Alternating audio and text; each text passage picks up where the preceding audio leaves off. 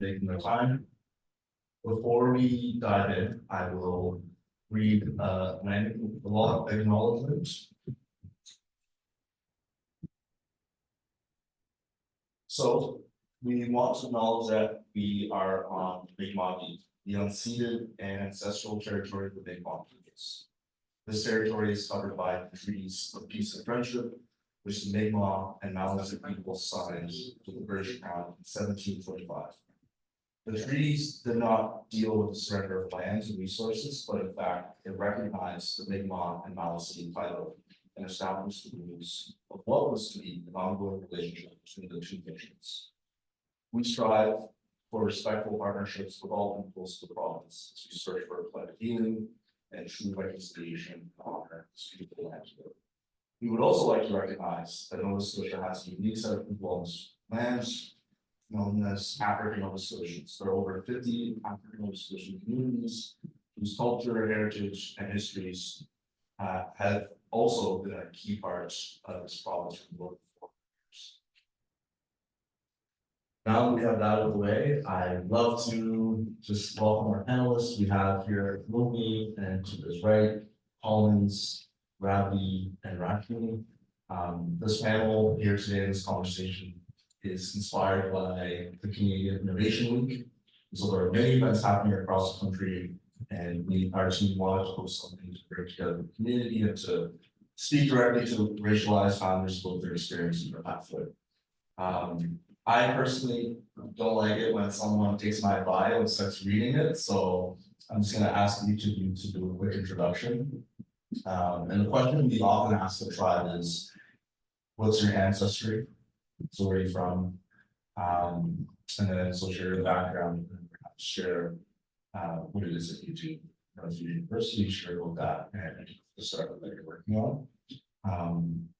Don't get into too many details about the startup. We've got some questions for you, but those are the quick intros. Just tell us what your ancestry is, where you're from, and where you are now, and whether in Canada or where you're working. Throughout this conversation, at the end of it, the audience will have a chance to ask questions. Got some great questions. This is really loud, so my name is Lumi. I'm Nigerian. I stay in St. John's and I study at one. I'm studying computer science and minor in business. I've been a product designer and software developer for 5 years now, and I've worked with a lot of small businesses. So I identified that in the financial system. Like I noticed a lot of my friends and even me, we had to send money to our country, Africa, continent Africa, and also receive money. And it's a big problem because we have to be on the fees. So started okay, couldn't show that. Okay. Yeah, and that's it. All right, Collins. I'm Collins, from Nigeria. I study computer science and a minor in business.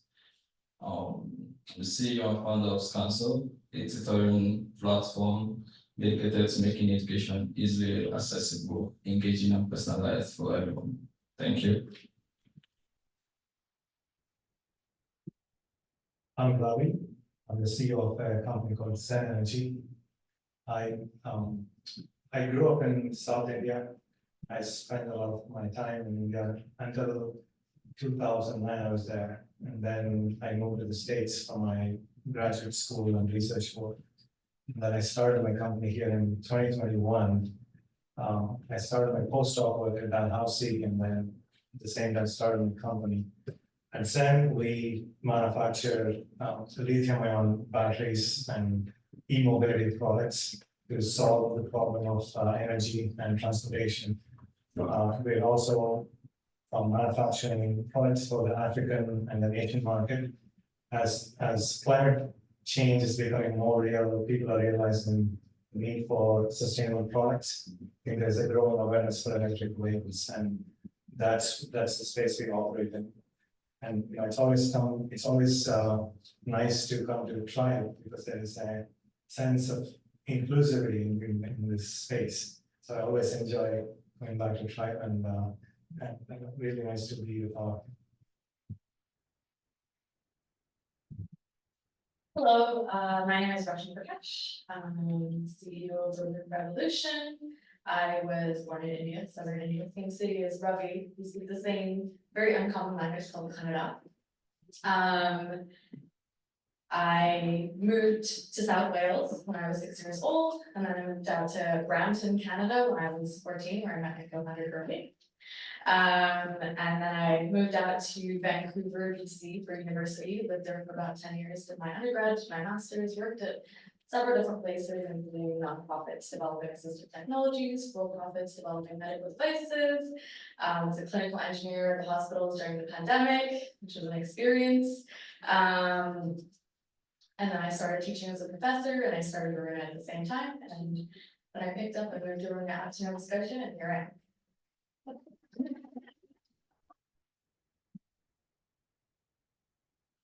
Okay, awesome, thank you for the intro.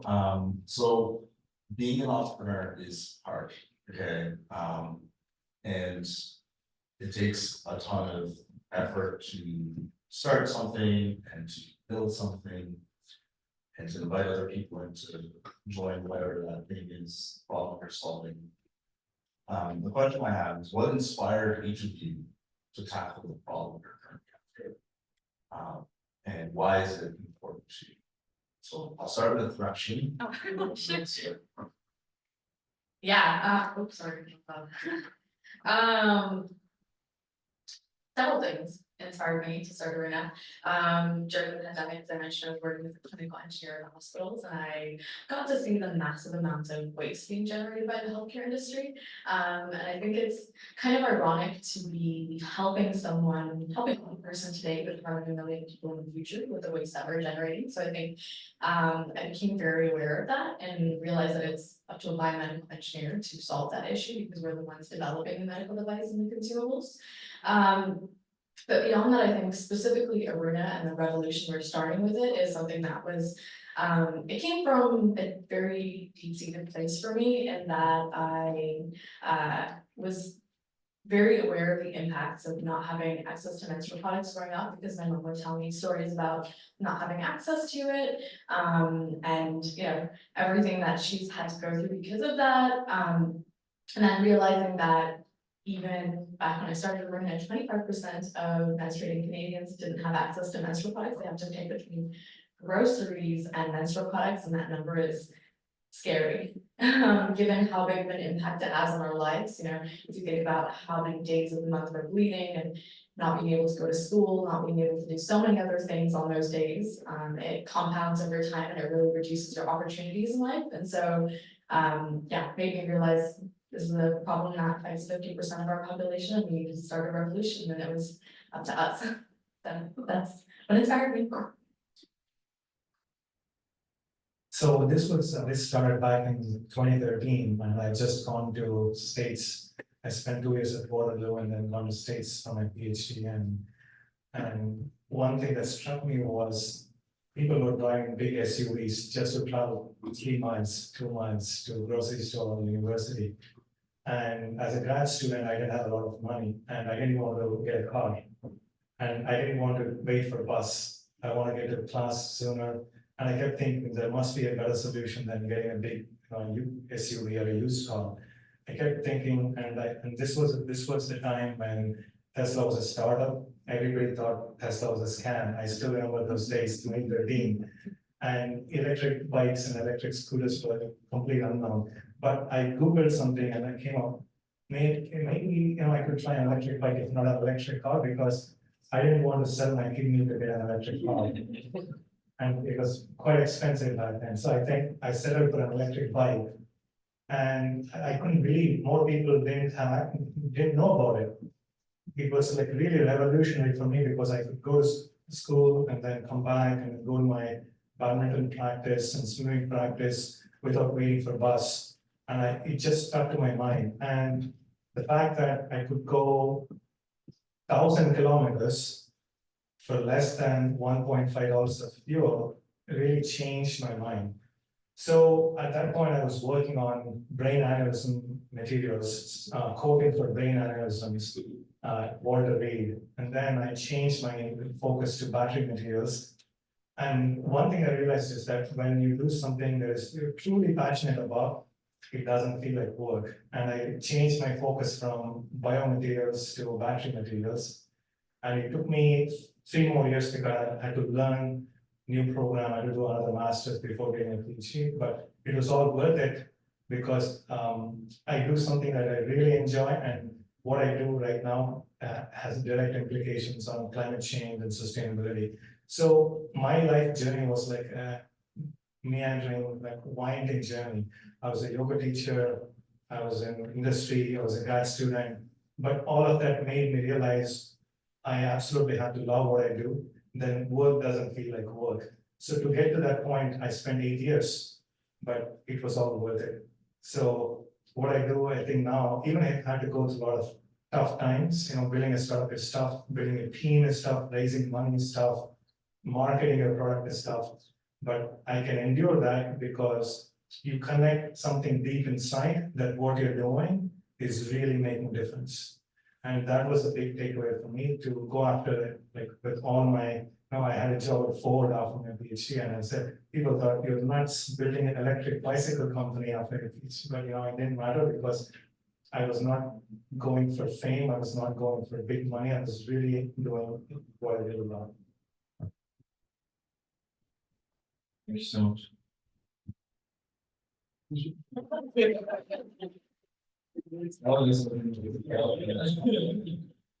So yeah, for me, getting academic, some of the academic contents in schools were kind of difficult to grasp, and then we have to look at the alternatives. After classes, you have to go back and search a lot of pages on Google or YouTube to just get academic help. Or the second alternative is that you have to go online and pay tutors very large amounts of money just to get academic help. Or you chase down your professors and try to book sessions with them, which they are very busy, and you get 2 weeks or later just to get academic help. And the worst part of this all is that it's not personalized to you. Like your professor doesn't know where you are in school or how fast you learn or how slow you learn. Same with Google Pages or same with tutor you pay online, right?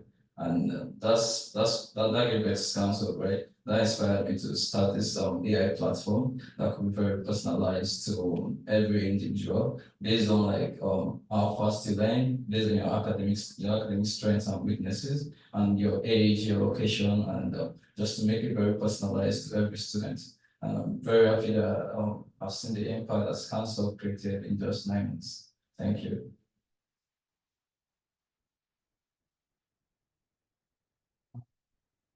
When I started a tribe, then to do transactions, like cross-border transactions, this was either through WhatsApp groups. So there were groups where someone would say, oh, I have to do currency. I want to exchange for Canadian. And someone in Canada also say, okay, I need some Naira, let's exchange.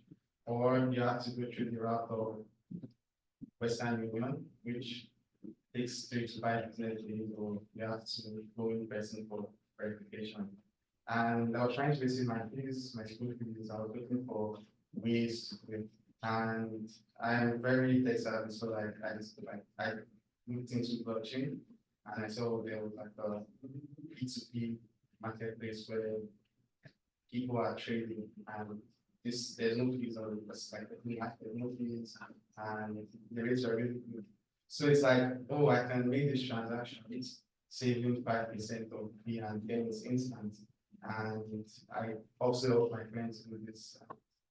I was like, okay, how about a platform where others can also profit from this? And that's one that's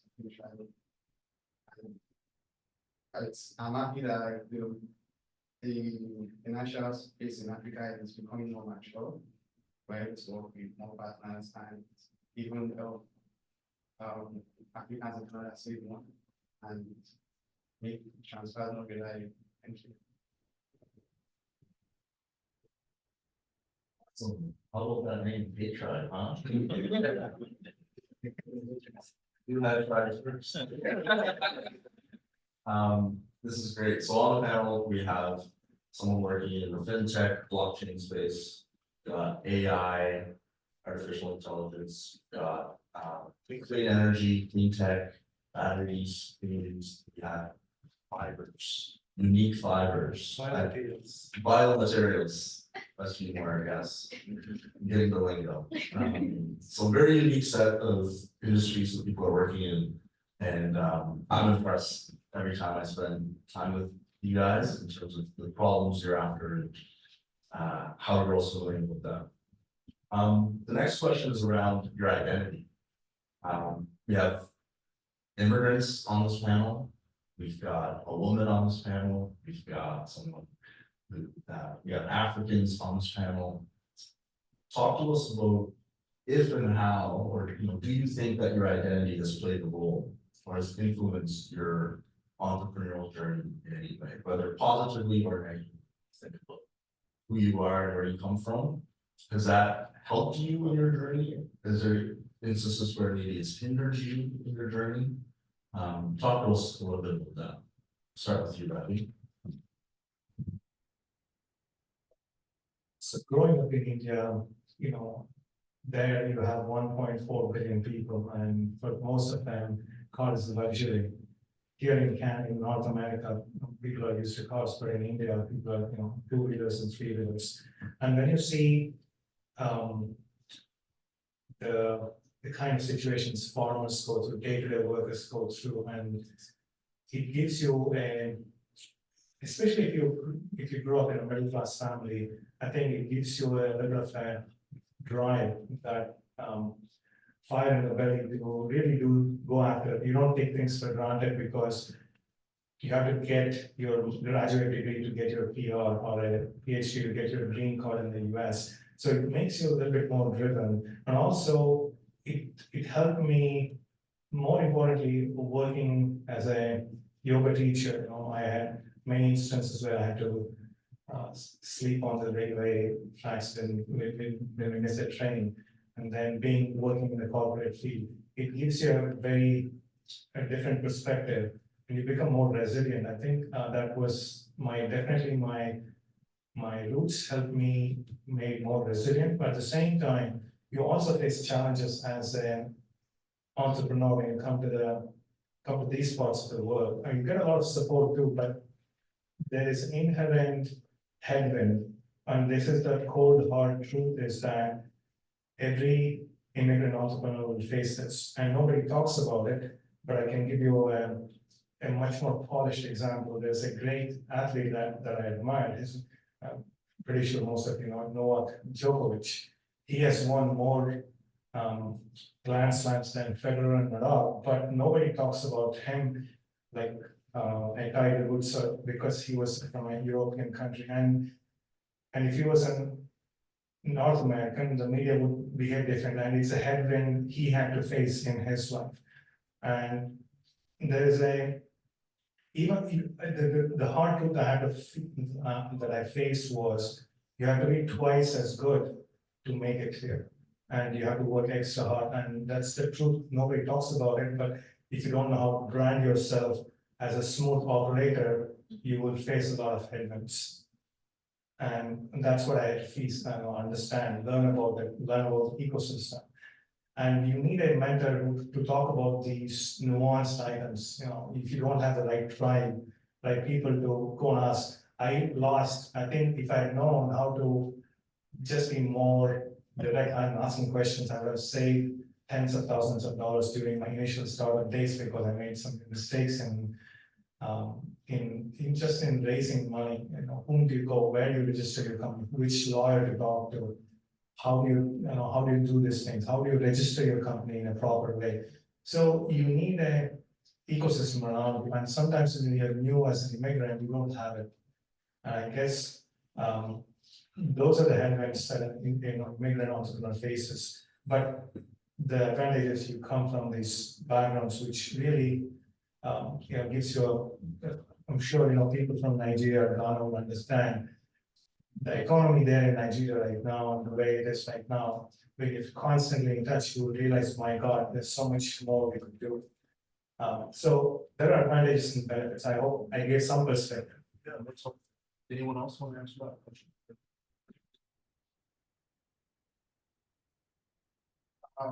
For me, it's, there's two sides to it, so there's the good side and the bad side. The bad side, I think the government is working on it. For instance, I think 2 years ago, I know you incorporate a business in microcredits. You need someone who has PR, a permanent resident on your team or on board. And many times I try to pitch my idea to people or to companies, and you can see they don't really take you serious, or they're like, oh, it's just a student, or like they'll give you more scrutiny, like they want to go through every detail, they want more validation, they want you to prove yourself, they want traction. Like I'm starting a business and you already want me to have the money, have the data and everything, so it's hard for you to start. But when you get to a certain level, then people start to take it serious. And another thing is like, it's the good side is like, we have advocates now that are trying to make things better for Black founders. And if I would just advise anyone starting to network properly, so you can tap into this program, like try network. Actually, is there anything more about that? Sure, I can answer. Yeah. Question without identity. Yeah, I'll be right over to you. Plays a role in the person in their own journey. Yeah, I can definitely speak to that. I think it plays a big role, especially for me. When I. What is it? Question, I love that question. So the meaning of it is rising sun. But there's sort of a deeper meaning behind it in the sense that Aruna is a charioteer of the sun, and it's kind of got this meaning that I feel, I guess that created this meaning of it, of guiding the light onto these problems. So yeah, rising sun, sunlight, shining light on problems. But yes, my identity has definitely shaped the face of Aruna and shaped who I am for sure. When I moved from India to Wales in the UK, I was the only non-white person in the city, basically.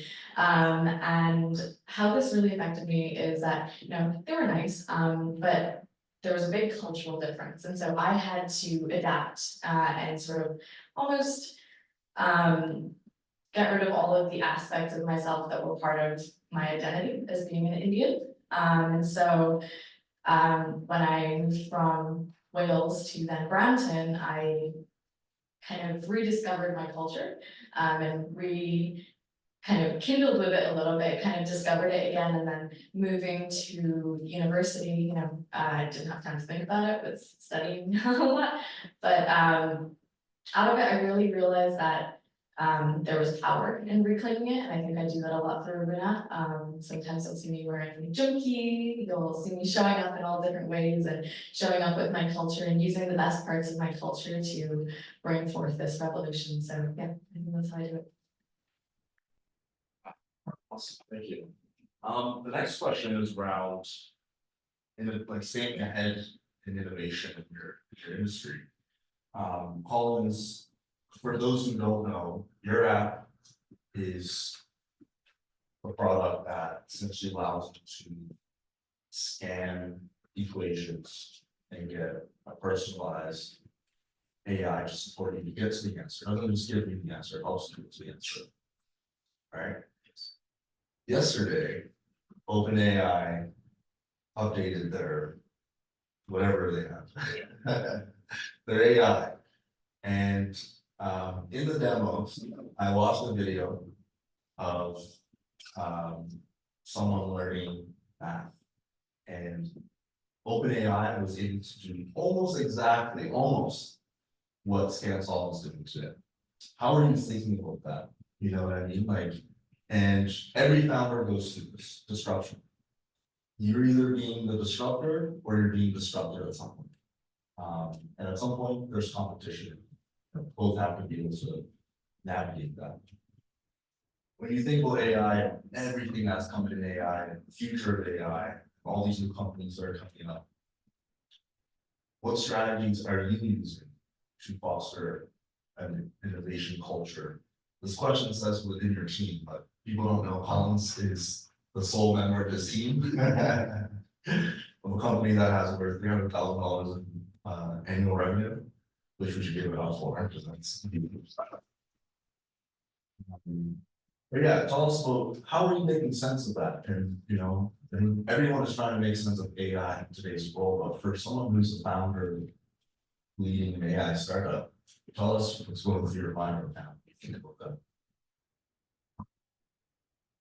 Well, I think the answer to this question is kind of very simple. You have to stay ahead of the industry trends. You have to stay towards this industry trends, and you have to listen to your users. So OpenAI just released this update of your model yesterday, and then people respect, oh, this will destroy companies like Scansor, and some other AI tutoring platforms. But that's not true.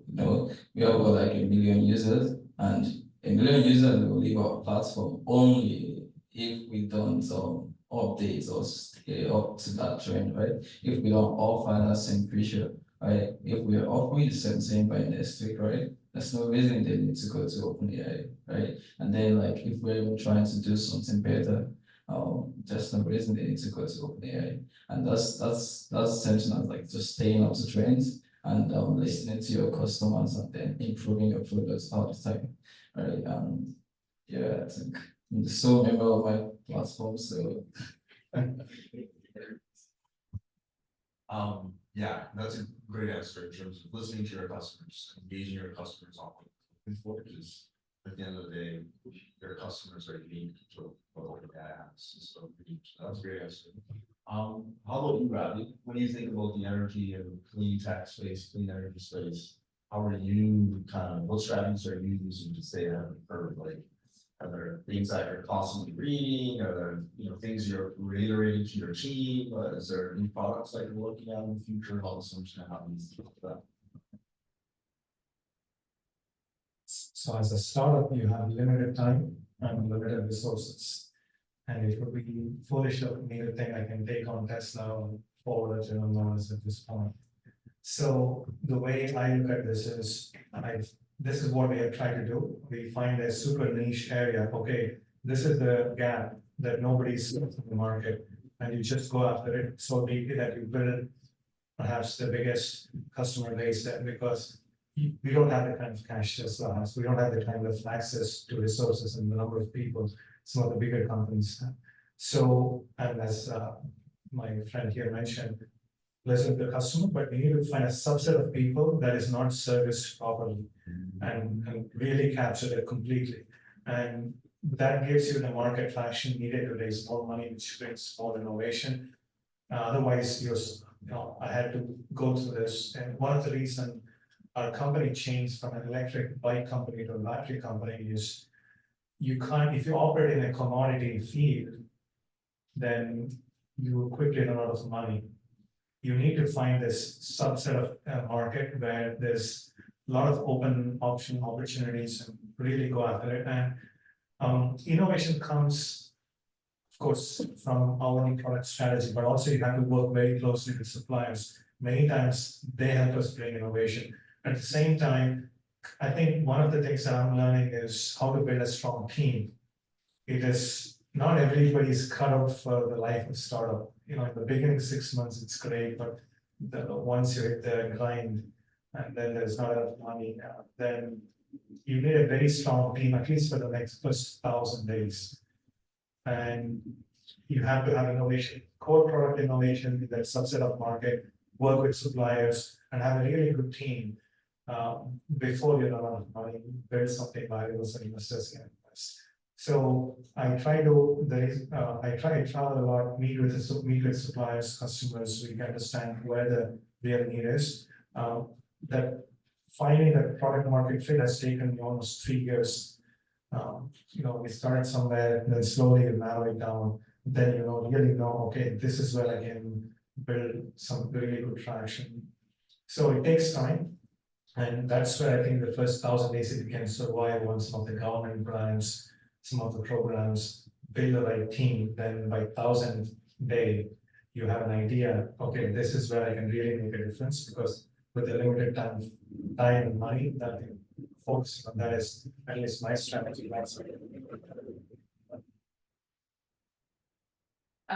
Staying competitive in this industry is, I guess my answer is similar to Ravi in the sense that we're not necessarily competing with the Johnson and Johnson, Kimberly Clark. We're targeting a very specific market that really cares about authenticity. They care about the empowerment. And they don't want to see any more women in white skirts running around playing tennis on their periods, because that is not a realistic perception of what happens on your periods, and so that's what we're providing them. And I think that is really connecting with the community. And so we're working with that community, and also, similar to Ravi, we're working on a lot of different partnerships, and trying to stay ahead of the curve that way.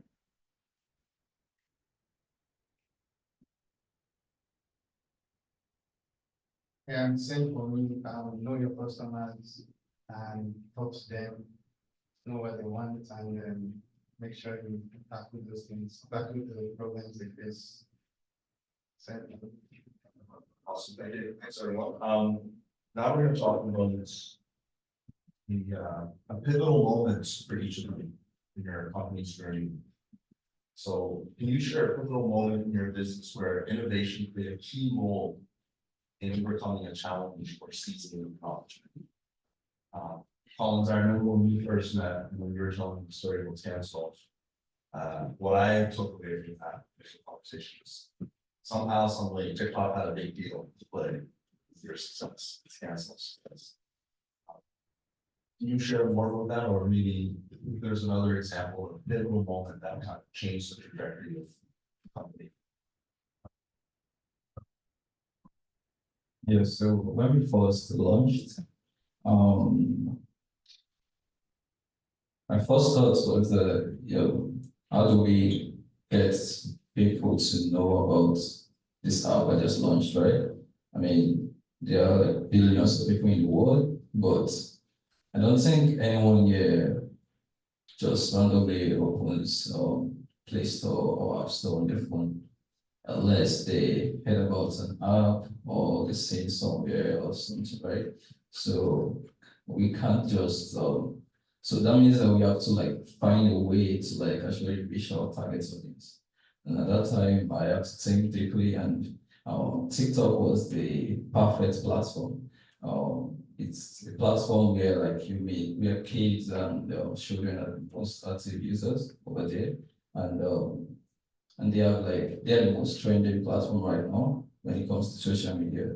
And then I used this tactic. We posted a video where we kind of like shaded our competitor anyway, they and funny enough, that was like that was aggressive marketing, and that grew up to over 2 million views, and we started getting a lot of users to other platforms. In fact, that was like our viral sources, and gave us about 50 to 70,000 downloads the first month.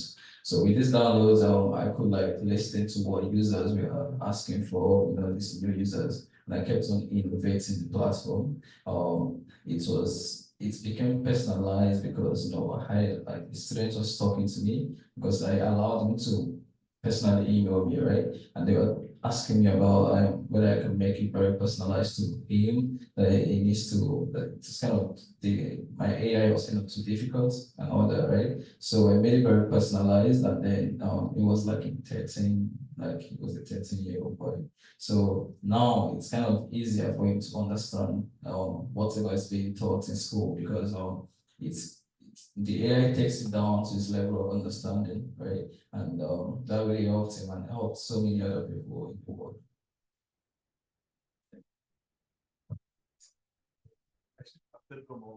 Oh, okay. So I had the privilege of working with a great advisor, and he told me, Ravi, look at the forest, not get lost in looking at one tree, but look at the forest. And I couldn't understand it, but I happened to go to India in 2020, early 2023, and I was explaining to one of the companies, hey, this is the product we have, this is the solution we will offer to your problem. And he said, if what you're offering is really true, if you can show that the battery will last so many years, then I'm willing to give you an order for 10,000 units. And it really clicked. And I thought, wow, the market is really bigger and the opportunities, much more than what I think. And then another one was a power utility company out of Africa came to us, and I'm explaining some of the battery products that they were making. And they said there's such an energy crisis in some of these parts of Africa where they're constantly running generators. And if you can build a battery to replace these generators, there is a huge market for these products. And I was not even aware that in these markets in Africa, people are using generators on a daily basis. And I started researching about these, how many people use generators, and it just blew my mind that, wow, the market is so much bigger in these parts, and I really need to focus on those problems. So that really made me change our company focus from electric bikes to batteries, and we got some investment. We started designing products to solve those problems. How can we make batteries that are affordable and that can replace generators in Nigeria? How can you make batteries that can run 2-wheelers and 3-wheelers in India, Indonesia, Thailand? So that was the pivotal moment, and I think the journey is going ongoing.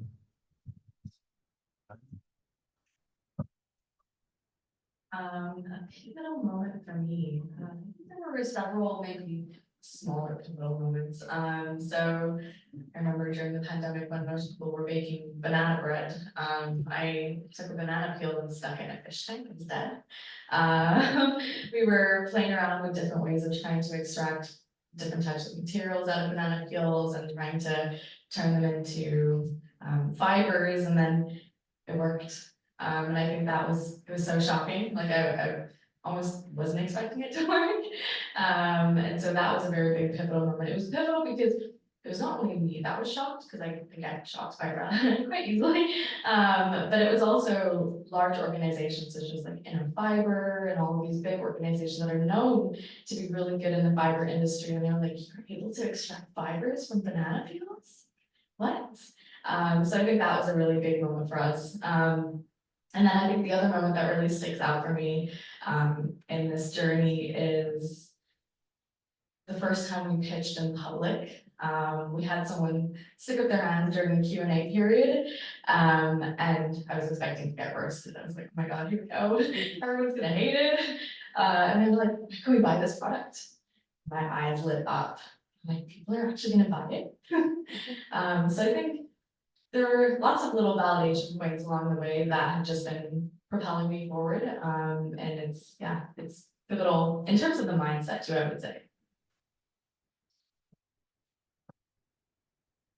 One of the pivotal moments for me was when we acquired contract license. So it's like a license for financial services to operate in Canada. So it's a regulated market, so in the license, I need to report some transactions to the government. But before you get that license, you need a bit of traction. So I built an MVP with my team, and we were able to process 100,000 Canadian transaction last year. And that was what helped us acquire the license. And now we have the license, we can work with a lot of banking institutions in Canada, like in Canada and abroad. And this has helped us be able to build our mobile app, which accounts for many things. Collins, did you send me 100,000 on the app? Hey, you gotta do what you gotta do, you know? Okay, let's talk about money. Let's talk about money. So, what strategies have you found effective for accessing funding and investments? Some of you have raised, some of you haven't. Some of you have had great success in revenue. I think maybe this question would be probably more appropriate for Rashmi and Ravi. Yeah, what has been your pathway for financing what you're doing, your time, your team? How have you raised funding for your startup? So we made it this far on non-dilutive funding, actually, we haven't raised any investment yet. In terms of my strategy, lots of grant writing. I'm just getting really, really good at it, and then just developing really, really good grant applications that you can then copy and paste into other grant applications. We applied for a lot of grants that we didn't think we were gonna get. But we went for it anyway, we put in the time, and we put in the effort, and we went for it, and we actually ended up getting it. So I think, it made me realize that you should go for it, even if you don't think you're qualified. And I think that people say that for jobs as well, even if you don't meet every single check mark, still apply for it. So yeah, so that has been my strategy. I look for grants. The best place to find grants, in my opinion, are at the bottom of newsletters in like the resource section. Every accelerator, every organization, Tribe Included, has a resource section, and everyone posts really great grants, and then talk to the people that, I guess, distribute the grant or that are looking through the application, because then you can actually understand exactly what they're looking for. Because even if they give you like a list of things to put in there, you don't necessarily know their mindset, how they're going to be approaching this. So by talking to them, you'll get a really good sense of what they're actually looking for. You'll connect with them, you'll make that human connection, and then I think it increases your chance of being successful. So that's how we got our money. We got a lot of great support from Invest Nova Scotia, ACOA, NRC. Those are the three, and Tribe was also one of the earliest supporters. In the first 1,000 days, 800 to 1,000 days, you would definitely need to get this support unless you're building a truly software platform which doesn't need a lot of human involvement. One of my friends told me the best money that you can ever get is customers' money. If your customers are willing to pay you, that's the best money you can ever get. And what I've come to realize is that Atlantic Canada is really great at supporting entrepreneurs. You have a lot of funding opportunities, but in a way, it also handicaps you, because when you really go into the real world, you get crushed in a way because you're not ready for it. I mean, the brutality or the competitiveness of it. So sometimes I feel like I was shielded, and then I started going into these markets in India and China, where how people raise money in China and India, and realized, my God, this is a completely different world out there. So I'm realizing now that the sooner I get out of the grant money phase, better it is. Otherwise, I won't be able to compete in the global markets. You want to grow. No, it reminds me of the story of caterpillar. You have to struggle through that and build that strength, break the wall. Otherwise, you can't fly too far. So I'm realizing that the sooner you get customers' money, the better it is. So now we have paying customers. We just crossed a little over 2 million in annual cumulative revenue, not annual, cumulative revenue. But that shows that we're able to buy value to customers' products. So now people are willing to say, if you can move this much, then with the right tech, you can grow a bit further. So I think it is really important to get to market, test it out. It reminds me of one of the Netflix co-founder. When he launched the product, everybody said Netflix is going to fail. No, it's not going to go anywhere. But until they tried, they didn't know. So it's really important we go out in the field and then see how much profitability I can get out of it. Some tech, for example, medical devices, there, you have to go through FDA approval and things like that. Then it's different. But the sooner we have market validation, it is better it is. So my approach right now is show investors, look, I can get this many customers. Here is letter of intent. This can go to this much volume if I can get some money. willing to join. So it gives them a more incentive to think, oh, this guy can really now, get to volumes. And I think that applies to every entrepreneur. And so I would say make use of a COA in the Nova Scotia, Springboard Atlantic, NRC. But I think the goal one should always be how can I get out of the place as soon as possible. Thanks, Robin and Rashmi. Yeah, and I guess I'll also add that, so we provide some grants and bond avenues to work companies and the early stage. We will help founders and teams hire consultants to help with a specific business problem, whether it's legal support, marketing strategy, business plan. We have some funding to support that. What I will say is, as our founders leave tribe space and enter that real world where you need investment dollars, a lot of folks run into issues there. And the data shows that women and Black founders get less than 1% of the total VC capital, VC money that's in the ecosystem. And so that is also something that is very much a gap in the ecosystem, and hoping that over time, Tribe can also play in filling that gap. Okay, two last questions, and then we'll open up to see if the audience has any questions.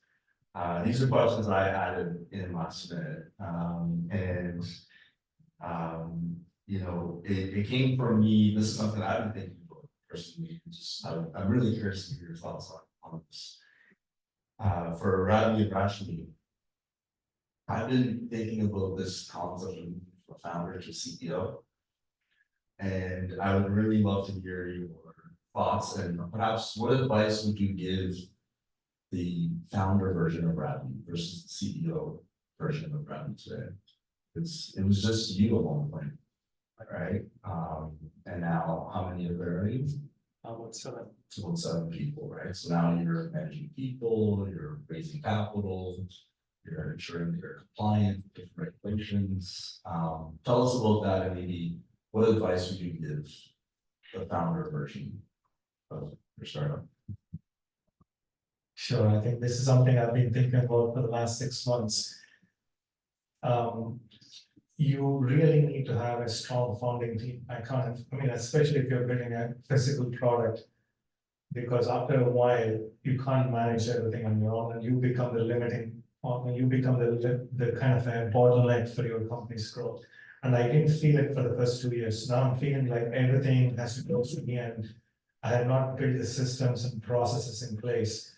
I was speaking to, there's a great YouTuber I admire, Ali Abdal. He actually, productivity channel, deep dive with Ali, and he recently interviewed Matt Gray. If you don't know Matt Gray, he runs a company called Founder OS. How do you build systems in place? And then I started learning, oh my God, CEO should be the least important man in the company, in the sense he should never be, or he or she should never be micromanaging things in a way that takes so much of their time.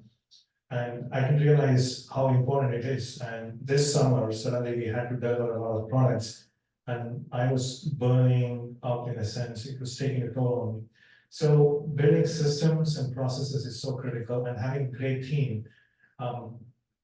Couple of founders I had, they're still living in the US, and most of the time I had to go to meetings with investors, and I realized you definitely need a strong founding team that can take some of the weight off of your shoulders. And building team is not easy. Building team, especially after year 2, where you're going to a phase of not enough money, and you have to a lot of work to do. How do you do ESOP? Building team and then raising money are the 2 biggest challenges any CEO will face. And if I would go back, I would do things slightly differently, so I would have more people. You need to have bench strength. You don't need to be top heavy. You need to have working engineers or designers who will do the actual work. If you're too top heavy, then again it's a problem. So there are things I would do differently. Build a strong founding team, and then build systems and processes in place so I don't get sucked into so many day-to-day activities, and there are ways to do it. You can outsource a lot of things to Philippines, Cambodia, Vietnam, India, where you can get bookkeeping done. I mean, I was thinking like, oh, I should do everything in Canada, and I tried to do everything in Canada, and I realized the business was not making any money. And you, at one point, you realize you have to keep the high value items here and then just outsource some certain things there. It took me a long time because I was this type A personality. I had to, everything I had to oversee and make sure everything is on track. How to delegate, I was like, oh, can the other person do as good as me? So those are the kind of things I had to learn, delegate, build systems in place, and then have a really great farming team. These are, I mean, I never thought I would be an entrepreneur. I always wanted to be a professor, and then somehow I ended up being this. And it was a great learning experience. And building team perhaps is the hardest. It's easy to build maybe 4 or 5 member team, but scaling that 5 member team to 30 member team, high profile, like PayPal Mafia kind of a team, it's not easy. It's a lot of work, and I think that's an art more than a skill. You can't learn it anywhere. How do you motivate people to work? And I think that's the most underappreciated aspect of the company is building the right kind of team. I would love to know if there's a secret sauce to building PayPal Mafia at a company. That would be ideal. Yes, what would I tell founder? A lot. I agree with Robbie, building up the right team is so important. Building it up in a way where you can trust them to meet the standards that you work at, I think is very important as well. And so, that's definitely something that I've learned along the way. I think, you know, when you're starting out on this journey, you're starting out and you've got these big ideas, you're dreaming about it. But one thing that at least I didn't think too much of was the value of community. I would say that is a very, very big thing. There is a short anecdote that I can tell you during the pandemic. Pretty soon happened during the pandemic. October 2020, in BC, the hiking community always goes out to Mount Frosty, all the beautiful golden larches. And so did one of my friends, and he didn't come back after that. So got lost 2 days later. His friend group, including me, got messages from his family. And they're like, have you heard from this person? And we're like, no. And so what ended up happening, I'll kind of skip to it, is the police came, looked for maybe 10 hours and didn't really do very much after that. They looked for a couple of days, maybe 10 hours in total. And then they were like, yeah, sorry, we weren't able to find him. But you know who did show up? Community. The electrical engineer, oh, it's that. The electrical engineers that were in his friend group, the hiking community, everyone showed up, everyone, you know, there were people that brought their drones with cameras, like crazy. So the community came out, came out and they looked for him.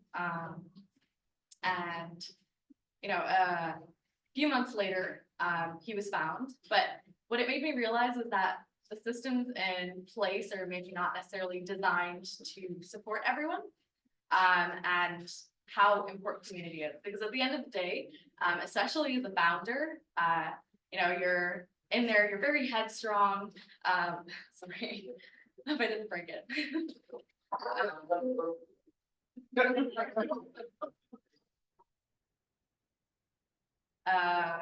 What's my train of thought? Oh yeah, you're in there, you're very headstrong, like, you know, I can do everything by myself, like I can do everything. And you know, when you get stuck in the mud, you're like, I can get out of this by myself, and you probably can, but you're in a very rapidly growing industry, and so having people around you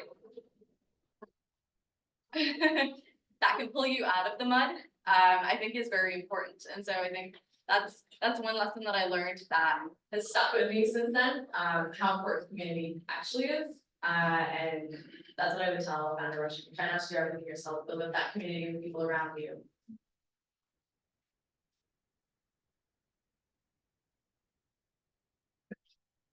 That was good. Gave me some stuff to think about too. And I'm sure for the folks online and the folks who are watching this recording with their dates. how about you, Collins and Louis? You're now founders, right? You're, within the first year of the product that you're bringing to life. If you had to look back, before you registered this thing as a company, before you pressed live or launch, what are some thoughts that you would share back with the computer science student that was just coding and building versus where you are now with an incorporated entity, with revenue, with traction? Is there anything that we look back and tell that kid in the dorm trying to build this thing to work? Stuff from saying whole builders, you don't have to build the best products out there. You don't have to focus so much on trying to like get it all done before launching. So I mean that's what I used to do before. I built some 6 apps before Scansel, which was the 7th app I've ever built.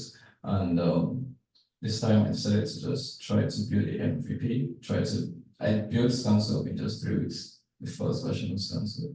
And that's because I focused so much on building everything at once, just trying to like get this thing working and functional, and then get feedback from users. So that's the first advice I'm going to give.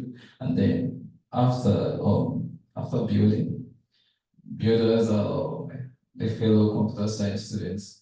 We focus so much on coding and trying to and focus so much on products, but to actually grow a business and to actually start a company, we have to reach users, we have to market. And marketing is one part that I know that builders don't really focus on. These are 2 different things, and you can't also be a builder and be a marketer, right? I don't know I'm possibly doing it, but but yeah, you have to focus so much on marketing. I left the building and started focusing on how to reach users, how to actually grow this company, how to scale, how to do this so fast. So every morning I wake up and think about how can the next person, how can I walk down the street and someone walking next to me knows about Scamso. And that's exactly how I think about it. So everything I think about is marketing. And because of that, that's how we're able to reach to so many users.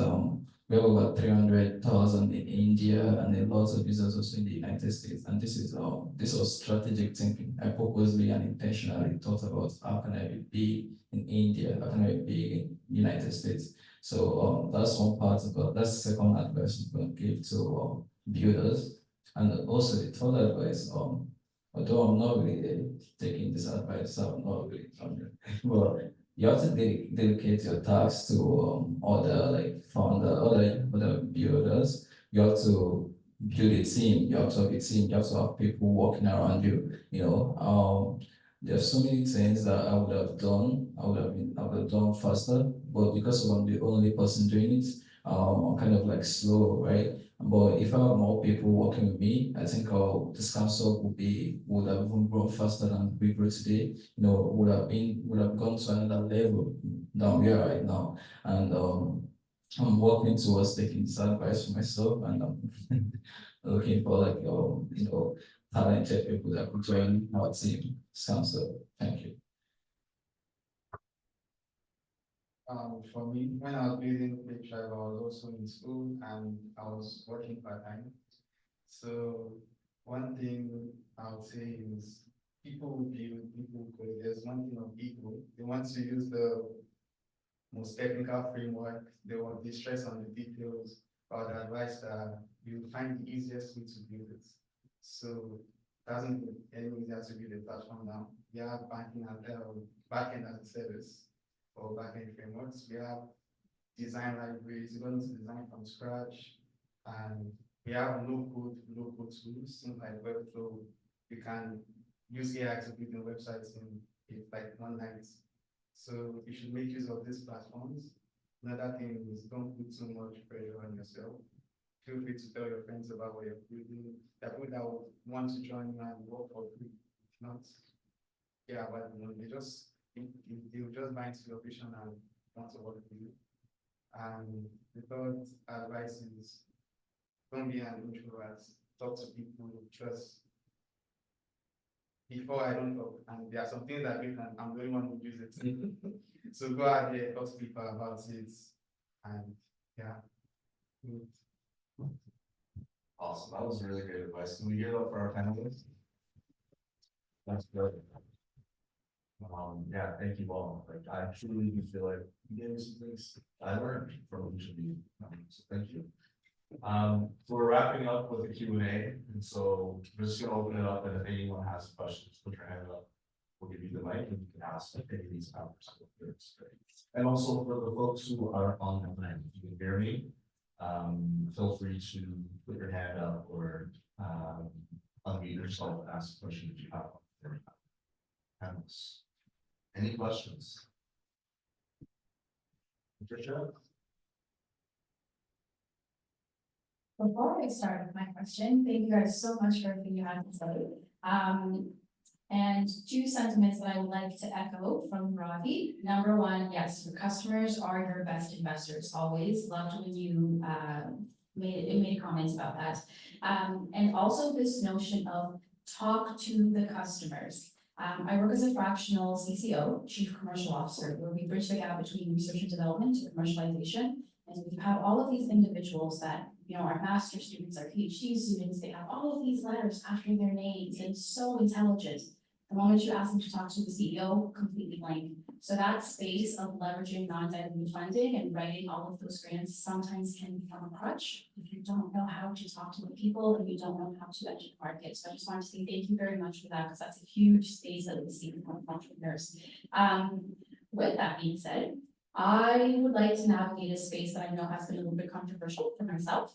When I started my startup, there wasn't supports for people who are, women or people who are marginalized or racialized. It was a lot of just figure it out. So I'd like to navigate the conversation of how are any of you on the panel addressing not inadvertently perpetuating victim mentality, right? Because yes, there's something to be said about equity, but there's also something to be said of, Canada is really great for meritocracy. If you are the best of the best, you will get your credit and credit when it's due, right? So how are you working to also let people know that sometimes you don't necessarily need a special pool of money, because if you go out there and you work really hard, you can still enter those spaces, and we can enter those spaces very loudly and very proudly. What are some things that you're all doing to kind of make sure that we have that mindset for younger generations and younger entrepreneurs, so we instill more confidence also in their mindsets? Your question, are you going to take a step on that? Well, thanks for sharing that. I think it is extremely important not to have that victim mentality. Be proud of what we do and be known for excellence and be really good at what we do. I think building that homework and doing that homework when you're really confident, I think it shines through, but you still face some headwinds. That's where I'm hoping that organizations like Tribe can become and shine, like it helps you connect with the right people at the right level. It's hard to chase these things. There are organizations here, whether it is a COA, a Volta in Nova Scotia. Hopefully through them you can connect with the right people, and that gets you the right visibility and the right investment, because most of the time it's about who you know than what you know, and you need to be well connected. And as you said, most founders don't think about this other side of the business, talking to customers, talking to the investor, building a great network of investors, because it will happen, and it happened to me. If you're dependent on just two investors and one of them says, I'm not going to fund you, then you're under tremendous stress. You need to have plan A, B, C, and then think. It's almost like playing chess. You need to have a series of options. At the end of the day, somebody will see the value in what you're doing. And if you're, I think that's how I would approach. Not to feel that victimized in any way, but just have a clear plan. We see and go after it. It's a great question. I wanted to maybe share something too on that really quick.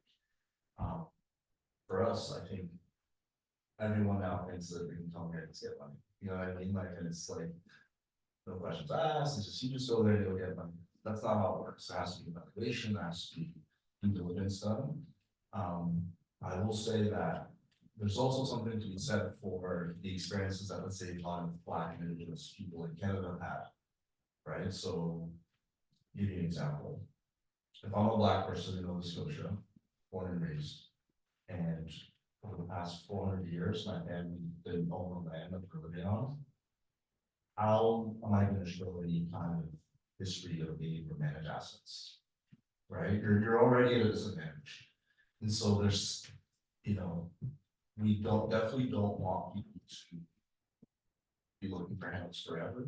But at the same time, I think we will all agree that there's some situations where people are not even at the starting line to have a chance. And so there's a fine line with that. And I think it's something that we're trying to figure out and try to is supporting folks with grants, but then, you know, as people in the ecosystem develops, creating loan options, creating micro loan options that allow people to practice that credit building accountability for how they access funding as well. So great question. It's something that I think I also we will definitely be trying to incorporate more of that. Any other questions online? Let's see. Any questions online, Katarina, or no questions online? Is there one there? No, that's me. Oh, that's you. Okay, are there any other questions in person? Yeah. Dan, you got questions or questions, Dan? My question is I know you raised so high. What were the motivations for you when you decided to assess external capital from London? What were the triggers? When did you decide, or when did you believe in creating the external capital? Sorry, I couldn't clearly understand. When did you decide you want to raise? Okay. When we had significant interest from customers, but the non-dilutive funding that we had could not fulfill that. It became very clear, either if you don't raise it, then we're never going to deliver the product. For example, a classic example is I had this order from Nigeria for 200 batteries for, that could act as home energy storage systems, and I didn't have the money to pay for it. And the grant money that I was using only would pay for research and development. So at that point, I either have to take a loan or raise enough money to service these opportunities, capitalize on it. And I think Canadians take a very conservative approach. One of the things that I've seen noticed in Canada is if you ask for $5 million, some of the responses I got was, can you do it in $2 million? But in the US, especially, the approach is a bit different, especially in the VC community. You're asking for 5, okay, let me do the due diligence, but if I give you 15, can you do 3 times faster? It's a completely different approach. I think Canada sometimes takes, at the grassroots level, there are some opportunities, but the ecosystem as a whole is also needs to recognize that if you don't do it, somebody will just go to the States and raise a lot of money. And that happens routinely, where it starts to grow to a certain level, and then they find it hard to raise money here, they just go to the States and move on. So for me, when I realized that the money I had was clearly not enough to capture these opportunities, I decided to raise money and lose as an equity. So follow what were investors looking at, in terms of what was that single factor that was important to them that you should show before you see you as an investable venture?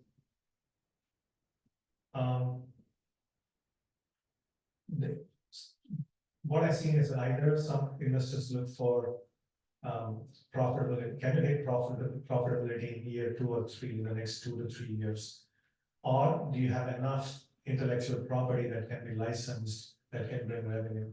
There are only 2 things that really matter in a startup, at least in my understanding, is in the space where we operate in.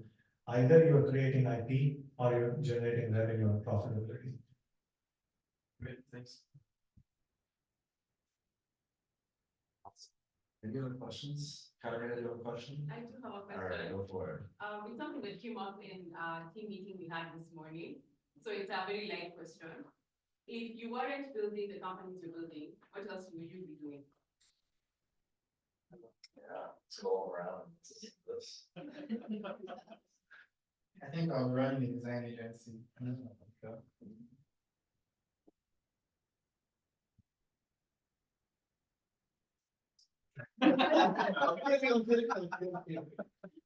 Everybody on the company. And I would be teaching or mostly traveling, mostly teaching, lecture or professor somewhere.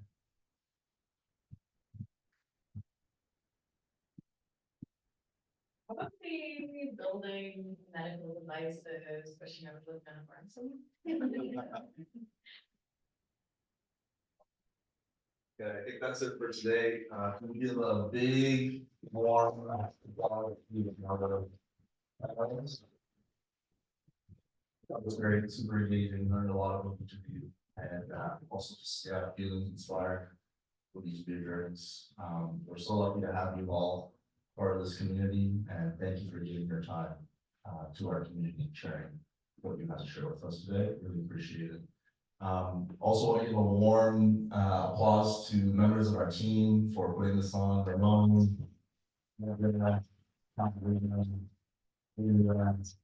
yes.